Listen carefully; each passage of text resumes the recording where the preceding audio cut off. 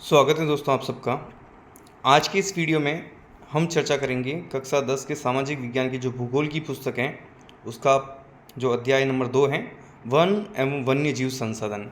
इसका पहला जो एक भाग है, पहला पार्ट जो है वो अपलोड किया जा चुका है। और इस कक्षा 10 की जो अर्थशास्त्र की पुस्तक है दोस्तों, उसके सारे वीडियोज़ अपलोड किए जा चुके हैं। इतिहास के 2 लेसन्स अपलोड किए जा चुके हैं। अगर आपने वो नहीं देखे हैं तो वीडियो की प्लेलिस्ट में जाके आप चेक कर सकते हैं। चलिए बिना कोई देरी किए हम शुरू करते हैं दोस्तों। लेप्चा। तो लेप्चा क्या है? पश्चिम बंगाल के उत्तरी भागों में प्रचलित एक लोकगीत है। क्या ये एक लोकगीत है? कहाँ का है? पश्चिम बंगाल का। तो क्या स्पेशल इसमें प्रकृति का गुणगान किया गया है कि कहीं ना कहीं जो है नेचर के बारे में चीज़ों को लोकगीतों के माध्यम से जागरूकता लाना या लोगों को वो संदेश देने की बात कही गई है। तो लेप्चा एक लोकगीत है पश्चिम बंगाल का, जिसमें प्रकृति के बारे में चीज़ें बताई गई हैं। इस ग्रह पर हम, यानी जो पृथ्वी ग्रह है, इस ग्रह पर सूक्ष्म जीवाणुओं और बैक्टीरिया, जोंक से लेकर के वट वृक्ष, हाथी, ब्लू व्हेल तक करोड़ों जीवधारियों के साथ रहते हैं। यानी कुल मिला के बात हमारी करें तो मानव अकेला नहीं है इस धरती पर। इस ग्रह पर मानव के साथ साथ बहुत छोटे छोटे जो कीटाणु हैं, उनसे लेकर जो बड़े विशालकाय जीव हैं, चाहे वो ब्लू व्हेल हो, चाहे हाथी हो, चाहे विशाल वृक्ष हो, वट वृक्ष हो, इन सब के बीच में हम रहते हैं। नेक्स्ट है पारिस्थितिकी तंत्र। एक्चुअली जो प्रश्न बनते हैं दोस्तों ऐसे ही बनते हैं, सीधा सा प्रश्न आता है पारिस्थितिकी तंत्र से आप क्या समझते हैं। ठीक है, तो देखिए पारिस्थितिक तंत्र, इकोसिस्टम, ये एक प्राकृतिक इकाई है, ठीक है, जिसमें जैविक और अजैविक घटक मिलकर परस्पर क्रिया करते हैं। तो सीधा सा ध्यान रखना है, जैविक और अजैविक। कोई भी चीज़ डेफिनेशन याद करो दोस्तों, उसमें से कीवर्ड्स याद रख लो। कीवर्ड्स का मतलब 3-4 शब्द ऐसे हैं जिनके इर्द गिर्द वो परिभाषा घूमती है, उनमें मूल जो अर्थ है उन 3-4 शब्दों के आसपास घूमते हैं। तो इसमें क्या होता क्या है, इसमें परस्पर क्रिया होती है पारिस्थितिक तंत्र में। किनके बीच में? जैविक और अजैविक घटक के बारे में। यहाँ घटक का मतलब आप वो जीव ले लो, चाहे जैविक है जिसमें जीवन है और जिसमें जीवन नहीं है, जैसे कि पत्थर, ईंट, ये सारे जो हैं अजैविक घटक हो जाएंगे, है ना, मिट्टी, ये सब। तो उनके बीच में, और ये एक संतुलित प्रणाली बनाते हैं। तो इसमें क्या होता है, जीव और पर्यावरण, इनके बीच में पारस्परिक संबंध होते हैं, इसी को पारिस्थितिक तंत्र कहते हैं। ठीक है ना। फिर हैं भारत में वनस्पति जात और प्राणी जात। अगर बात करें भारत की, तो भारत में कुल कितने प्रकार की और कितनी वनस्पति हैं और कुल कितने प्राणी हैं, और उनकी जो है आनुपातिक क्या स्थिति है वो देखेंगे हम। तो जैव विविधता, किसी भी क्षेत्र में पाए जाने वाले विभिन्न प्रकार के जीवों, यानी जिसमें वनस्पति और प्राणी की प्रजातीय विविधता, यानी बात ये है दोस्तों कि ये एक वातावरण है। ठीक है, इस वातावरण में भिन्न भिन्न प्रकार के जितने अलग अलग प्रकार के पेड़ पौधे, भिन्न भिन्न प्रकार के जो जीव जंतु हैं, उन सबको मिला के जिनको हम एक यूनिट के रूप में कह सकते हैं, उसको जैव विविधता बोलते हैं।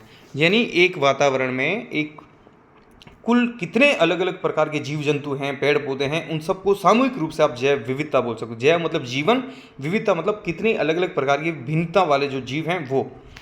ठीक है ना, बायोडाइवर्सिटी। तो बात करें जैव विविधता, तो जैव विविधता में भारत समृद्ध है। समृद्ध मतलब बहुत अच्छी स्थिति है। भारत में विभिन्न प्रकार की जनजातियाँ, जातियाँ, उपजातियाँ सब जो हैं एक तरह की पाई जाती हैं जीवों की। भारत में विश्व की सारी जैव उपजातियाँ लगभग 8%, कुल दुनिया की जैव विविधता का 8% भाग भारत में पाया जाता है दोस्तों। और इसकी अगर संख्या देखें तो लगभग 16 लाख प्रजाति। ठीक है ना, किनकी है ये पेड़ पौधों की और वन्य जीवों और सब प्रकार के जीवों की बोल सकते हैं कि 16 लाख प्रकार की प्रजातियां यहाँ पे पाई जाती हैं। और अगर पूरी दुनिया के परसेंटेज निकाले कि जैव विविधता का कितना प्रतिशत भाग, और ये सवाल पूछा गया है दोस्तों बोर्ड में कि जैव विविधता का कुल कितने प्रतिशत भाग भारत में पाया जाता है, तो 8%। ये ऑब्जेक्टिव टाइप में आया था एक बार। नेक्स्ट है भारत में वन एवं वन्य जीव संरक्षण। अब बात करते हैं भारत में वन कैसे हैं, उनकी स्थिति कैसी है, और वन्य जीव, उन वनों में रहने वाले जो जीवन है उनके संरक्षण की बात। संरक्षण का मतलब सीधा सा है दोस्तों कि कोई न कोई खतरों की वजह से वो उनकी जो संख्या है जीवों की वो कम हो रही है, तो उनको हमें बचाना है। ठीक है, तो जीवों की रक्षा करना, सुरक्षा करना संरक्षण कहलाएगा।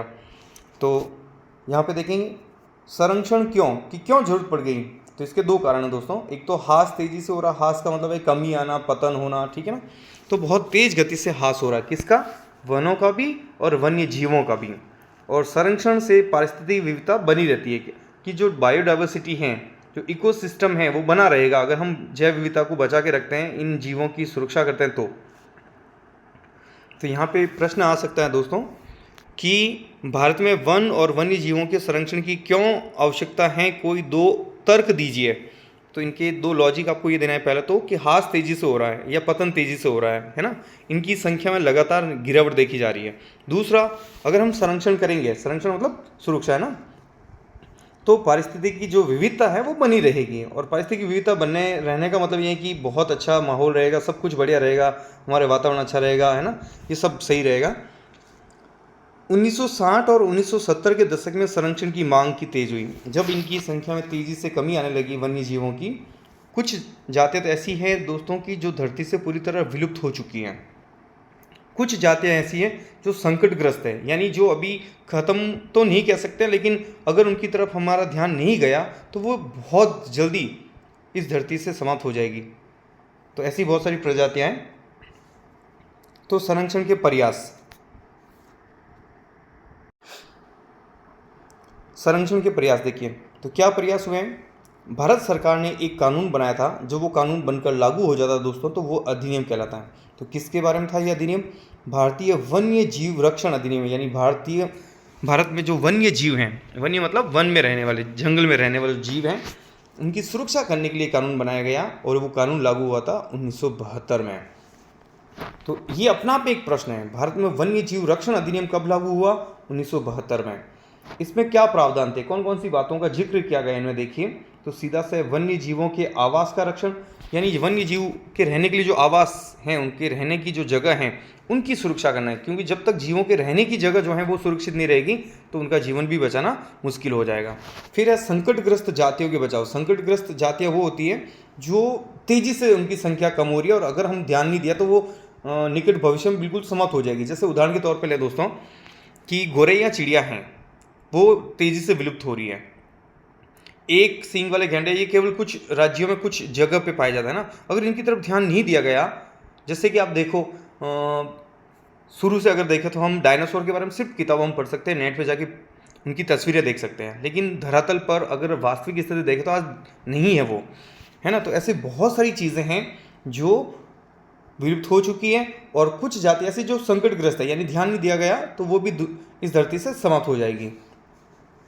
तो संकटग्रस्त जातियों को बचाना इसका लक्ष्य है। और शिकार पर प्रतिबंधन, यानी पूरी तरह जो हंटिंग है उस पर बैन लगाना, किसी भी प्रकार का शिकार नहीं हो, विशेषकर उन जीवों पर प्रतिबंध लगाना, उनके जीवों की जो शिकार उन पर प्रतिबंध लगाना कि उनकी जीवन की सुरक्षा हो सके, और ऐसे करने पर उनको कठोर सजा का प्रावधान भी है। और जंगली जीवों के व्यापार पर रोक। जंगली जीवों का व्यापार इसलिए होता है, किसी की जैसे हड्डियाँ हैं, किसी के दांत है, किसी की चमड़ी है, ये बहुत इनकी तस्करी होती है, इसलिए ये चीज़ें होती हैं। तो सरकार को इनके जो अंग हैं वन्य जीवों के, उनके व्यापार पर भी रोक लगाई गई है।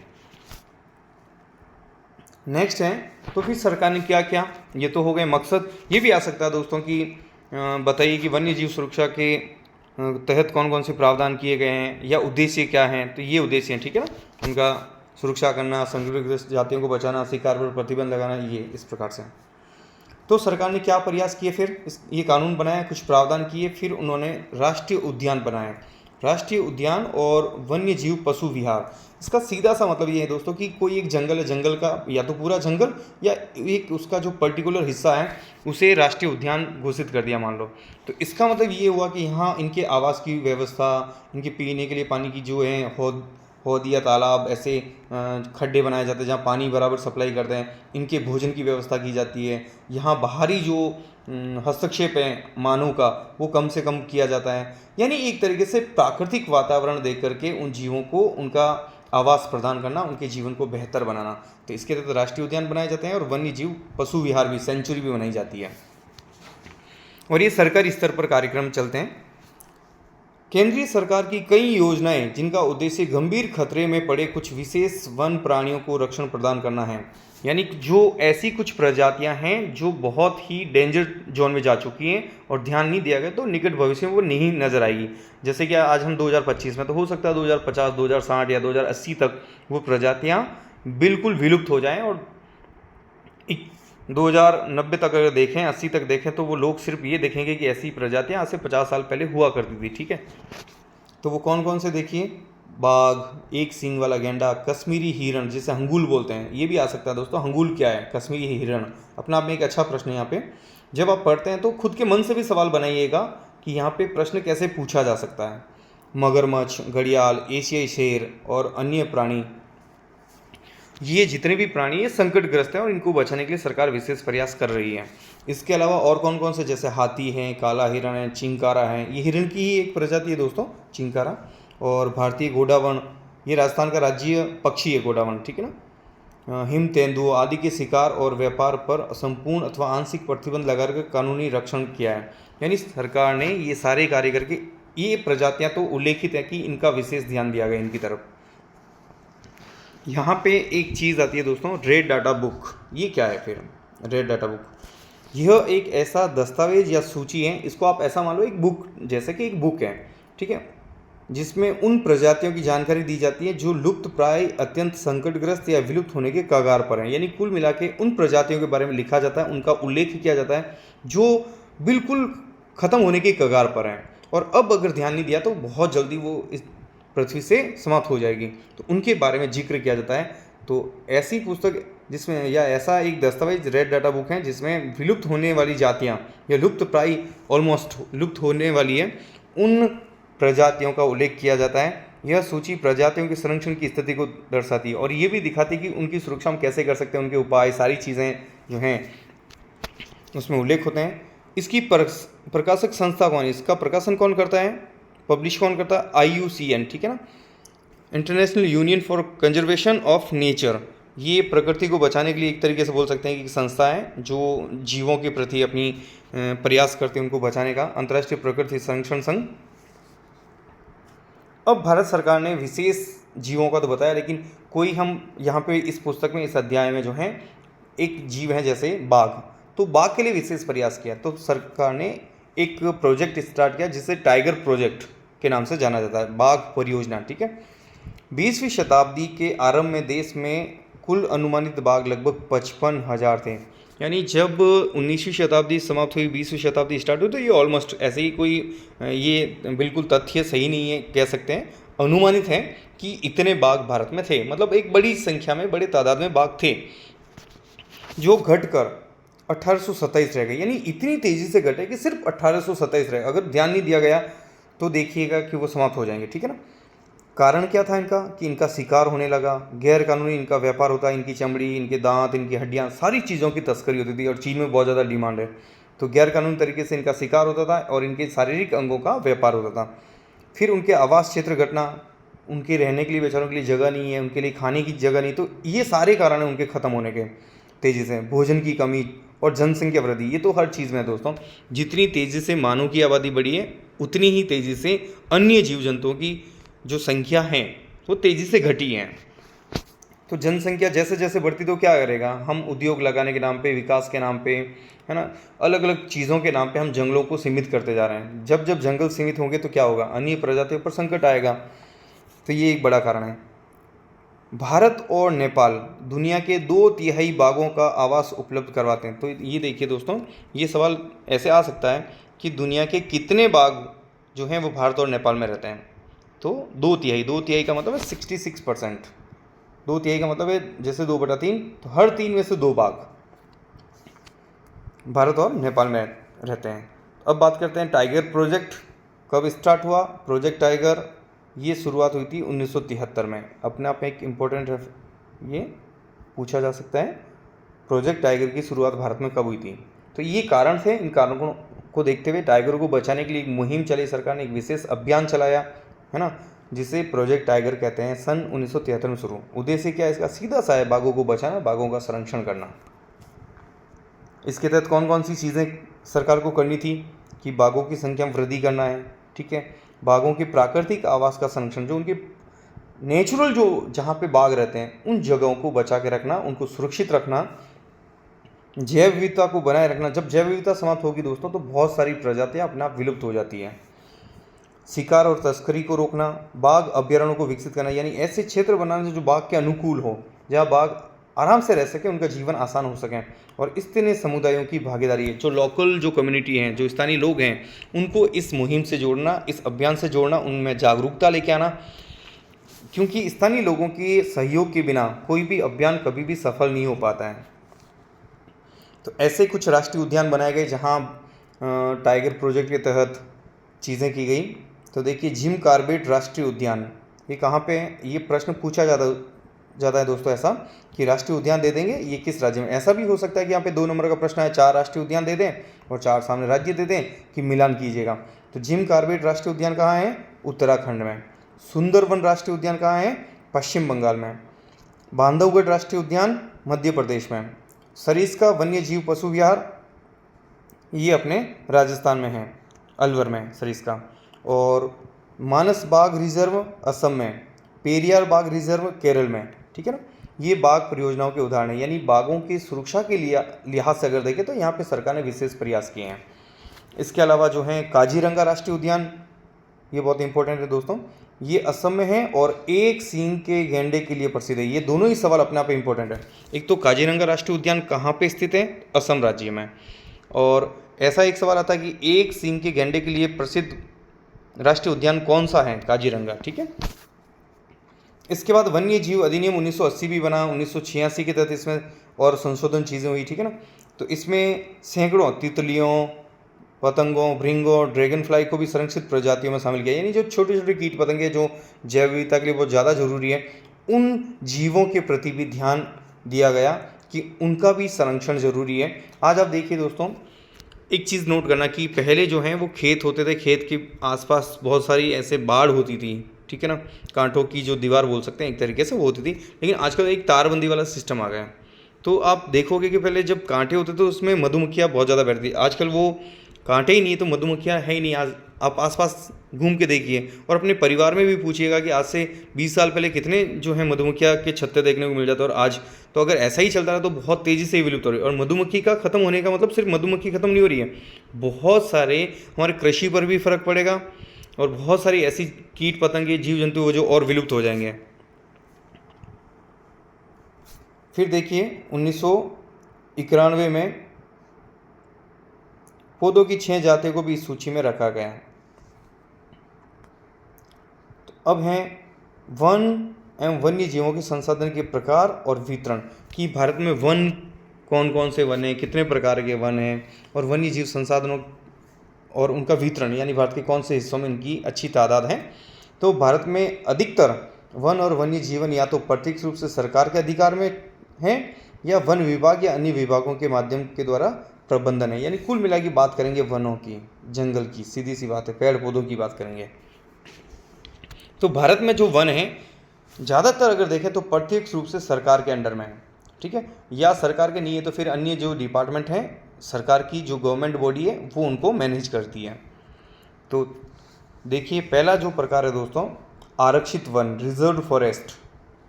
देश में आधे से अधिक जो वन क्षेत्र हैं, जो एरिया है वो इसी के तहत आता है। ये ध्यान रखना दोस्तों, वन क्षेत्र, आरक्षित वन क्षेत्र, देश में आधे से अधिक वाला जो क्षेत्र है वो इसी के तहत आता है।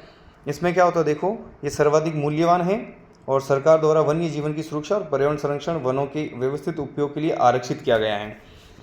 ये रिजर्व्ड है, मतलब सरकार पूरी तरह कंट्रोल रखती है, इसमें किसी भी प्रकार की मानवीय गतिविधियों को अलाउ नहीं किया जाता है लगभग। और इसका प्रबंधन कौन करता है, मैनेजमेंट कौन देखता है, सरकार के द्वारा। इन क्षेत्रों में जन साधारण की गतिविधियां पूर्ण रूप से प्रतिबंध है, यानी यहाँ पे नहीं जा सकते हो, यहाँ पे किसी भी प्रकार की लकड़ी काटना, शिकार करना, चराई करना, ये सब जो है वो बैन है। तो ये इस प्रकार के जो वन होते हैं उन्हें आरक्षित वन कहा जाता है। इसकी विशेषताएं क्या है देखिए, आरक्षित वनों की विशेषताएं, कानूनी सुरक्षा, यानी लीगल तरीके से उसको सिक्योर किया जाता है, कानून बनाए जाते हैं और उसके लिए नियम बने हुए हैं, वहाँ पे कोई अन्य गतिविधि नहीं कर सकता है। निजी गतिविधियाँ प्रतिबंधित है, यानी निजी गतिविधियाँ मतलब कोई भी प्राइवेट फर्म, व्यक्ति वहाँ जाकर कुछ कर नहीं सकता है। और वन्य जीवों की सुरक्षा की व्यवस्था की जाती है, सरकार का पूर्ण नियंत्रण रहता है, ठीक है। आरक्षित और रक्षित वन क्षेत्र स्थायी वन क्षेत्र कहलाते हैं। ये भी अपने आप में एक प्रश्न है, स्थायी वन क्षेत्र किसे कहते हैं। आरक्षित और रक्षित, 2 वर्ड्स आपको ध्यान रखना है। आरक्षित और रक्षित वन क्षेत्र को मिलाकर के स्थायी वन क्षेत्र कहते हैं। तो हमने आरक्षित तो देखा, तो रक्षित क्या है, रक्षित भी अभी हम देखेंगे। बात करें स्थायी वनों की तो मध्य प्रदेश, MP है ना, स्थायी वनों के अंतर्गत सर्वाधिक वन क्षेत्र वाला जो प्रदेश है वो मध्य प्रदेश में, कुल वनों का 75% भाग जो है वो स्थायी वनों के अंतर्गत आता है। तो ये अपना आप एक अच्छा प्रश्न दोस्तों। स्थायी वनों के अंतर्गत सर्वाधिक क्षेत्र किस प्रदेश का है, या पहला नंबर किसका है, तो मध्य प्रदेश का।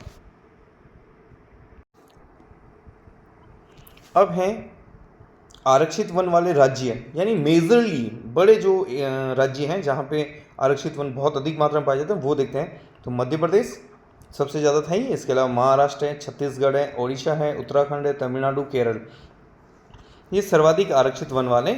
इसमें मध्य प्रदेश को स्पेशली आपको याद रखना ही रखना है दोस्तों। इसके बाद में सेकंड नंबर है रक्षित वन क्षेत्र, प्रोटेक्टेड फॉरेस्ट, ठीक है। देश के कुल वन क्षेत्र का 1/3 जो भाग है वो रक्षित वन क्षेत्र है। इसका जो मैनेजमेंट है वो राज्य सरकार करती है, स्टेट गवर्नमेंट के अंडर ये कंट्रोल में रहता है। इसकी विशेषताएं क्या है, इनको भी कानूनी दर्जा तो मिला होता है, लेकिन यहाँ पे सीमित अधिकार है, यानी आम जनता को कुछ छूट है कि आप जंगल में जा सकते हो, जो सूखे हुए पेड़ पौधे हैं आप उनकी कटाई कर सकते हो, है ना, पशु चारण आप करवा सकते हो लेकिन ये सब गतिविधियाँ सरकार की निगरानी में होती है। सरकार वहाँ पे अपना एक मैनेजमेंट सिस्टम रखती है और आंशिक संरक्षण वहाँ पे प्रदान करती है। तो कौन कौन से स्टेट्स में है ये रक्षित वन, पहला था आरक्षित, दूसरा है रक्षित। ये हैं बिहार, हरियाणा, पंजाब, हिमाचल प्रदेश, उड़ीसा और राजस्थान, इन राज्यों में रक्षित वन हैं। तीसरा है अवर्गीकृत वन। अवर्गीकृत मतलब जिसका कोई वर्गीकरण नहीं है। इन दो के अलावा जितने भी प्रकार के जो वन है दोस्तों, अनक्लासिफाइड बोल सकते हैं, अनक्लास्ड फॉरेस्ट बोल सकते हैं। अन्य सभी प्रकार के वन, कौन से अन्य सभी प्रकार के, यानी आरक्षित को छोड़ दो, रक्षित को छोड़ दो, उसके अलावा जितने भी प्रकार के वन क्षेत्र हैं वो, इसके अलावा बंजर भूमि जो सरकार, व्यक्तियों, समुदाय के स्वामित्व में होते हैं, चाहे वो किसी के पास हो, चाहे वो सरकार की हो, चाहे प्राइवेट फर्म के पास हो, या किसी कम्युनिटी का अधिकार हो, वो सारे के सारे अवर्गीकृत वन के अंतर्गत आता है, ठीक है ना। तो अपने आप में ये डेफिनेशन पूछी जा सकती है, अवर्गीकृत वन से आप क्या तात्पर्य है, यानी आरक्षित और रक्षित वनों के अलावा, ठीक है, सभी प्रकार के वन और बंजर भूमि जो सरकार, व्यक्ति और समुदाय के स्वामित्व में होते हैं वो अवर्गीकृत वन कहे जाते हैं। तो इसका मैनेजमेंट कौन करता है, देखो आरक्षित का कौन कर रहा था, सेंट्रल गवर्नमेंट, है ना, रक्षित का स्टेट गवर्नमेंट, और इसका मैनेजमेंट कौन कर रहा है, स्थानीय समुदाय द्वारा। ये एक अपने आप में एक बड़ी बात है। और कहाँ पे है ये अवर्गीकृत वन, एक तो गुजरात और पूर्वोत्तर के सभी राज्य, पूर्वोत्तर मतलब असम, नागालैंड, अरुणाचल प्रदेश, है ना, मिजोरम, मणिपुर, ये जितने भी स्टेट्स हैं वहाँ पे अवर्गीकृत वन पाए जाते हैं। ये भी अपने आप में एक प्रश्न है, पूर्वोत्तर में किस प्रकार के वनों की अधिकांश मात्रा पाई जाती है, तो अवर्गीकृत वन पाए जाते हैं। यानी कुल मिला के ये जो वर्गीकरण है कि इसका मैनेजमेंट कौन करेगा, ठीक है, और स्थानीय लोगों को कितने अधिकार हैं, इस आधार पर ये वर्गीकरण किया गया है। तो ये देखिए, इन तीनों को हम एक टेबल के रूप में समझ लेते हैं अंतर, जैसे आरक्षित वन, रक्षित वन और अवर्गीकृत वन। तो आधार देखते हैं संरक्षण का स्तर, कि इसका संरक्षण, इसको सिक्योरिटी कितनी है, इस बेस पे अंतर तीनों में क्या है। तो ये हाई लेवल है, उच्च स्तर है संरक्षण का, बहुत ज़्यादा ध्यान दिया जाता है, पूरी तरह से प्रोटेक्टेड है एक तरीके से। ये मध्यम स्तर है, ठीक ठाक ध्यान दिया जाता है, यानी कुछ गतिविधियाँ लोकल लोगों को दी जाती हैं और सरकार निगरानी भी करती है। और यहाँ पे बिल्कुल न्यूनतम है, यानी संरक्षण सरकार इतना ध्यान नहीं देती है, ठीक है, मैनेज है, लोकल लोगों को अधिकार दे देते हैं। गतिविधियाँ पूर्ण रूप से नियंत्रित हैं और प्रतिबंधित एरिया है, यहाँ पे किसी भी प्रकार की कोई गतिविधि नहीं होती है। रक्षित वनों में कुछ गतिविधियाँ सीमित रूप से अनुमत है, सीमित गतिविधि, ऐसा ही नहीं है कि पूरी छूट दे दी, और ऐसा भी नहीं है कि पूर्ण रूप से प्रतिबंध है कि आप जा सकते हो, लेकिन सीमित अधिकारों के साथ में। जैसे कि जो आदिवासी लोग हैं उनको अधिकार दे देते हैं कि आप लकड़ी इकट्ठी कर सकते हो जलाने के लिए, है ना, पशु चारण करवा सकते हो, ये है। और अवर्गीकृत वन, ये कानूनी दर्जा स्पष्ट नहीं है, इसमें तो स्पष्ट ही नहीं है, जो बचा हुआ एरिया इसके अंदर रख दिया है। फिर है नियंत्रण, कंट्रोल। तो नियंत्रण देखिए, आरक्षित में सख्त सरकारी नियंत्रण है, इसमें आंशिक है, आंशिक का मतलब कुछ हद तक नियंत्रण है, कुछ हद तक छूट भी है, और या तो बहुत कम है या फिर है भी नहीं है। स्थानीय अधिकारों की बात करें तो आरक्षित वनों में कोई अधिकार नहीं होते हैं, और कहीं कहीं है तो बहुत लिमिट मात्रा में है, न के बराबर।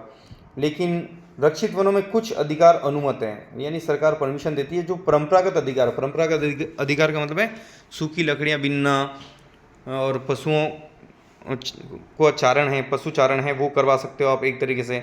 और औषधीय कुछ फल फ्रूट्स वगैरह हैं वो आप ले जा सकते हो। और बात करें अवर्गीकृत वनों की, तो अधिक पर अनियमित हैं, अधिक हैं पर अनियमित हैं। कि कोई रेगुलर नहीं है। सरकार मतलब इस पर कोई भी कानून बना सकती है, अभी तक ऐसा कुछ है नहीं, लेकिन फिर भी देखें तो अधिकार सबसे ज़्यादा यहाँ पे हैं। तो एक टेबल के रूप में आपने देख लिया है। फिर है समुदाय और वन संरक्षण। अगर बात करें कि वन संरक्षण की, वन मीन्स है ना पेड़ पौधों की सुरक्षा की बात करें, तो इसमें समुदाय का क्या रोल है। समुदाय मतलब आम जनता, जो आसपास लोग रहने वाले हैं, उनका क्या रोल है।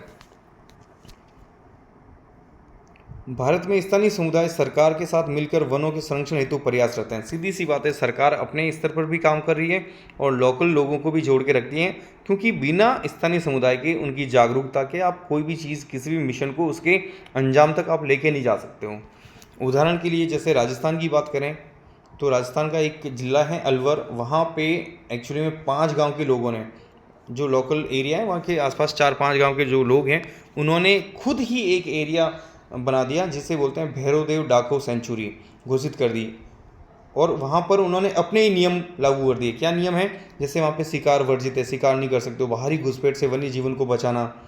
तो ये इस प्रकार से, तो ये देखिए स्थानीय जन समुदाय की भागीदारी और उनकी जागरूकता का नतीजा है कि वो अपने लेवल पे भी इस तरह के कर सकते हैं। तो ये अपना में एक प्रश्न दोस्तों, भैरवदेव डाको सेंचुरी कहाँ स्थित है, राजस्थान के अलवर में।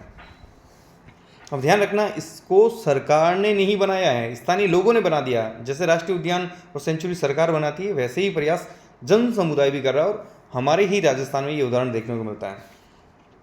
ऐसे ही और देखिए, पश्चिमी राजस्थान में विश्नोई जो संप्रदाय है दोस्तों, वो देखिए बहुत अच्छा प्रयास कर रहे हैं हिरण को बचाने के। खेजड़ी, मोर, यानी वन और वन्य जीवों की सुरक्षा के लिए बहुत ही आतुर है। और इन क्षेत्रों में आप देख सकते हो कि ये खेजड़ी बहुत ज़्यादा इनको पवित्र मानते हैं उसकी सुरक्षा के लिए। और अमृता देवी के नेतृत्व में खेजड़ी वाला जो एक चिपको आंदोलन चलाया था, वो भी सबसे छुपा हुआ नहीं है, आप सबको पता ही है। हिरण, अगर पश्चिमी राजस्थान में हिरण अगर दिख रहे हैं तो उसकी एकमात्र वजह यही है, विश्नोई संप्रदाय। और केवल ये नहीं, इनके साथ साथ अन्य वन्य जीवों का संरक्षण भी किया जाता है। इसके साथ जन समुदाय में देखिए प्रकृति की पूजा सदियों से की जा रही है, इसीलिए पवित्र वन, पीपल, तुलसी, बरगद, इन सबको हम पवित्र मानते हैं और इनकी कटाई नहीं करते हैं। और कई बार तो देव स्थान होते हैं दोस्तों, देव स्थान का मतलब जंगल होते हैं, ओरण होता है, वहाँ पे बीच में मंदिर बना दिया जाता है और उस ओरण में पेड़ पौधे काटने और शिकार पर पूरी तरह प्रतिबंध रहता है। ये एक स्थानीय समुदाय की जागरूकता कह सकते हैं। पवित्र पेड़ों की झुरमुट को देवी देवताओं का वन कहते हैं। ये अनेक क्षेत्रों में है कि बहुत ज़्यादा जंगल होता है, वहाँ बीच में एक मंदिर होता है, तो उन्हें देवताओं का वन कहा जाता है। छोटा नागपुर पठार, ये मुंडा और संथाल जनजातियाँ यहाँ पे महुआ और कदम के पेड़ों की पूजा करते हैं, यानी दिखाया जाता है कि धार्मिक महत्व भी हैं। और राजस्थान में देखिए पीपल, तुलसी, इनकी पूजा होती है। तो ऐसे छोटा नागपुर पठार में भी जो मुंडा और संथाल ये जनजाति है, ये महुआ और कदम के पेड़ों की पूजा करते हैं और इनको नहीं काटते हैं। तो ये कहीं ना कहीं अगर प्रकृति को धर्म से जोड़ा जाता है और उनकी सुरक्षा की जाती है तो बहुत अच्छी बात है। और इसीलिए शायद शास्त्रों में, वेदों में भी इनका बखान किया गया है कि ताकि इनका महत्व बरकरार रहे। बात करें ओडिशा और बिहार की, तो यहाँ की जो जनजाति है वो शादी के दौरान इमली और आम के पेड़ों की पूजा करते हैं।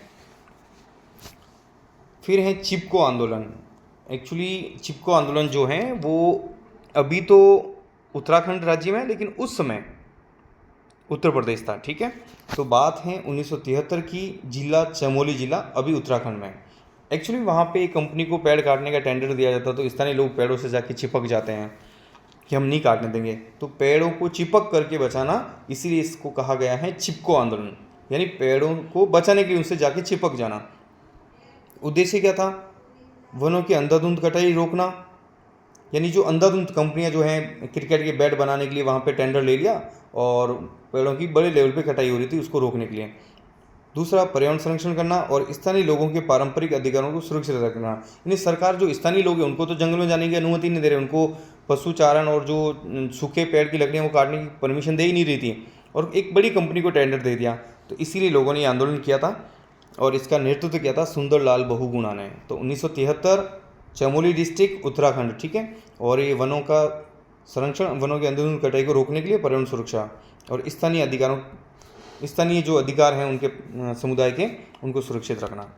अब हैं ऐसा ही एक और आंदोलन चलाया गया, प्रकृति के लिए बोल सकते हैं या फिर पर्यावरण के लिए आंदोलन बोल सकते हैं, बीज बचाओ आंदोलन।